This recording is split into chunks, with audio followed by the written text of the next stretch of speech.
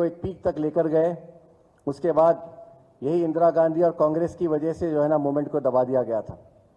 फिर से दोबारा 2001 में एक ही मकसद से कि इस तेलंगाना के लोगों के साथ इंसाफ होना चाहिए, हम सबको यहाँ पर बराबर का अपना हिस्सा मिलना चाहिए, क्योंकि जब हम आंध्रा में जम हुए थे उसके बाद से तेलंगाना के लोगों के साथ बराबर मुसलसल नाइंसाफ़ी हो रही थी।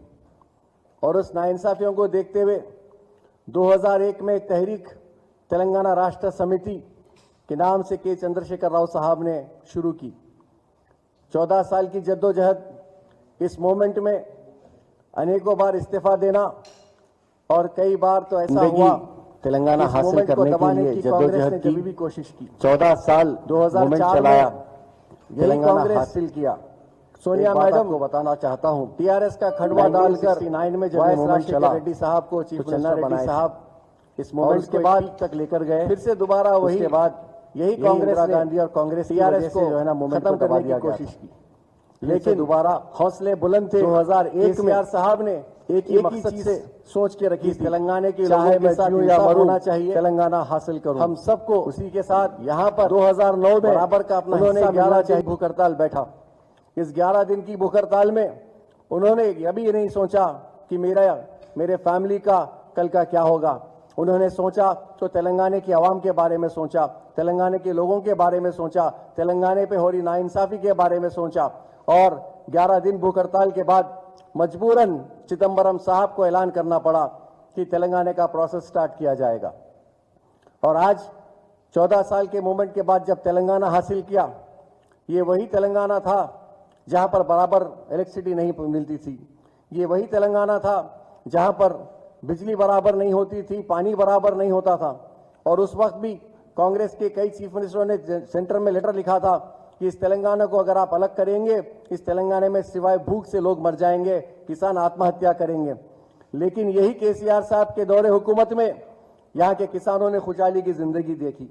यही केसीआर साहब के दौरे हुकूमत में इस तेलंगाना में रोशनी हुई, इस तेलंगाना रोशन हुआ, इस तेलंगाना का मुस्तकबिल बढ़ा। यहाँ पे गंगा जमुना तहजीब का मुजाहरा अगर हुआ और अमन में लाया गया, वो सिर्फ और सिर्फ केसीआर साहब के दौरे हुकूमत में था। जहाँ पर गली गली फिसाद होते थे, 2014 के बाद कभी भी जो है ना तेलंगाना में कोई फिसाद नहीं हुआ। यहाँ का इंफ्रास्ट्रक्चर काफ़ी अच्छा हुआ, किसानों को इतनी सहूलत मिली। और खासकर कालेश्वरम प्रोजेक्ट को लेकर आज जो हमारे चीफ मिनिस्टर रेवंत रेड्डी साहब ने सीबीआई इंक्वायरी की बात की, मैं हमारे इस कोर्ट का दिल की गहराइयों से शुक्रिया और मुबारकबाद पेश करता हूं, जिन्होंने इस घोष कमीशन को रुकवाया और कहा कि इस घोष कमीशन के बाद कोई भी सीबीआई इंक्वायरी अभी नहीं करना चाहिए। 1 महीने तक के लिए उसको 7 अक्टूबर तक की उसको डेट दी। मैं इस कोर्ट को जाना धन्यवाद करता हूं, शुक्रिया अदा करता हूं और उम्मीद करता हूं कि आने वाले वक्त में भी हमारे साथ बराबर इंसाफ होगा। क्योंकि एक तरफ आज की इस हुकूमत सिवाय केसेस के सीबीआई इंक्वायरी, आईटी, सीबीआई के बाद ईडी, ये सारे चीजें जो है ना रेवंत रेड्डी साहब जो कांग्रेस के चीफ मिनिस्टर है, आज नरेंद्र मोदी साहब के नक्शे कदम पर हमारे केसीआर साहब के ऊपर निशाना लगाया जा रहा है। एक तरफ से दिल्ली में हमारे राहुल गांधी साहब ये कहते हैं कि ये सीबीआई, ईडी, आईटी ये सब जो है ना एक पॉलिटिकल पार्टी को ये जो है ना डैमेज करने की कोशिश कर रही है। लेकिन वहीं पर उसी कांग्रेस के चीफ मिनिस्टर रेवंत रेड्डी साहब उसी हरदम को इस्तेमाल करते हैं और हमारे केसीआर साहब को, केटीआर साहब को, हरीश राव साहब को बार बार जो है ना इसमें मुलविस करने की कोशिश कर रहे हैं।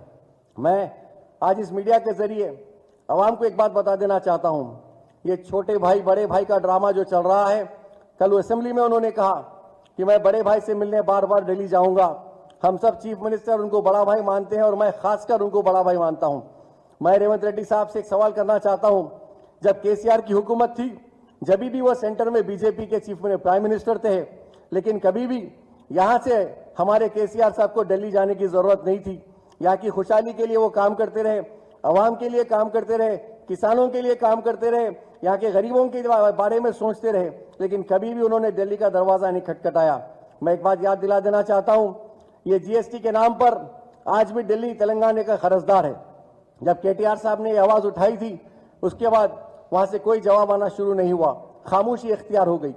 आज इस मीडिया के जरिए मैं तमाम लोग तेलंगाना के आवाम को आगाह करना चाहता हूं, ये बड़े भाई छोटे भाई का ड्रामा ये सिर्फ दिखावे का नहीं है, क्योंकि रेवंत रेड्डी साहब ने अपने स्टेटमेंट में कहा था मेरी स्कूलिंग आरएसएस से हुई, मेरा कॉलेज तेलुगु देशम से हुआ और मैं नौकरी आज जो है ना कांग्रेस में कर रहा हूं।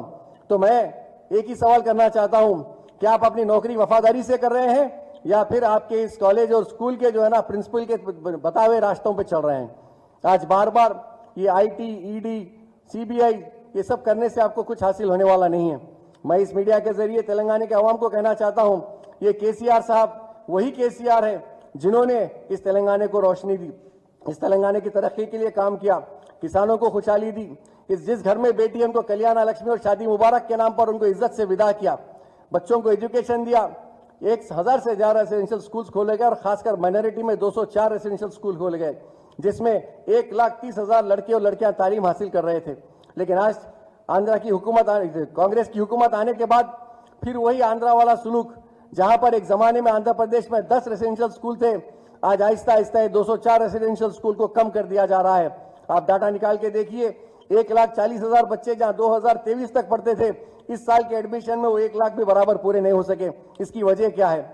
आज जब सीबीआई की बात करते हैं तो मैं आपसे कहना चाहता हूं, आप बराबर सीबीआई इंक्वायरी करवाइए, लेकिन उन पे करवाइए जिन्होंने आज यूरिया के नाम पर ब्लैक मार्केटिंग का काम कर रहे हैं।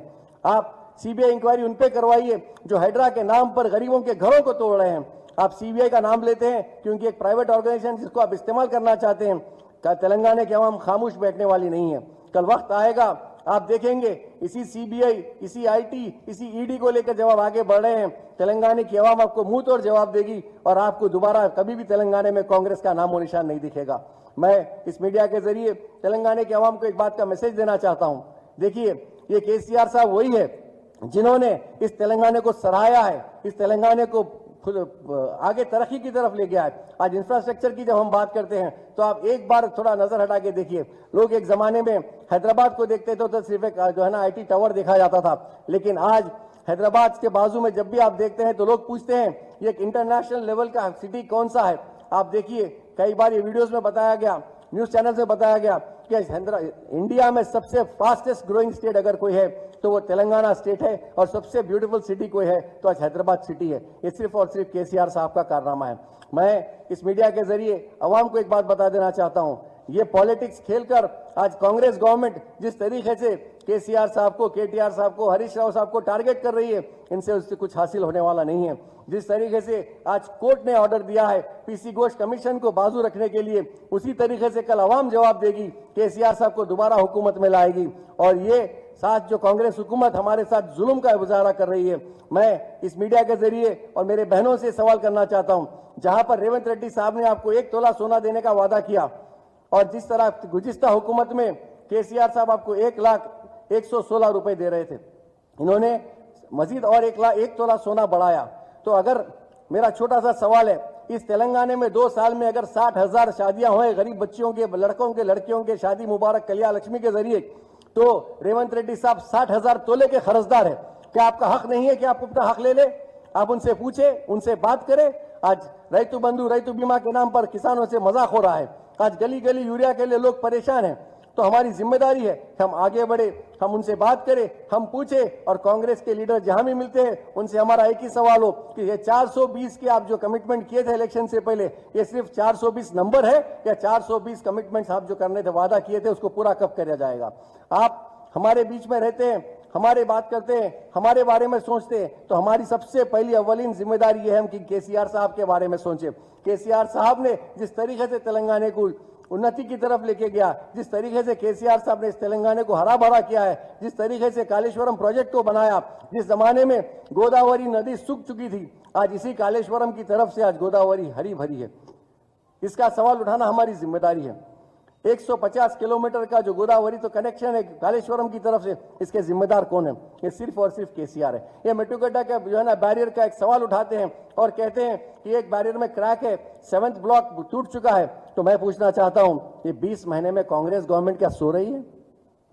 आपको क्या इतनी फुर्सत नहीं है कि आप ये बैरेज का काम करवा सके, लोगों तक पानी पहुंचा सके? क्या आप चाहते हैं किसान फिर से खुदकशी करे? क्या आप चाहते हैं तेलंगाना जो हरा भरा केसीआर साहब के दौर में था आज वो सूख जाए?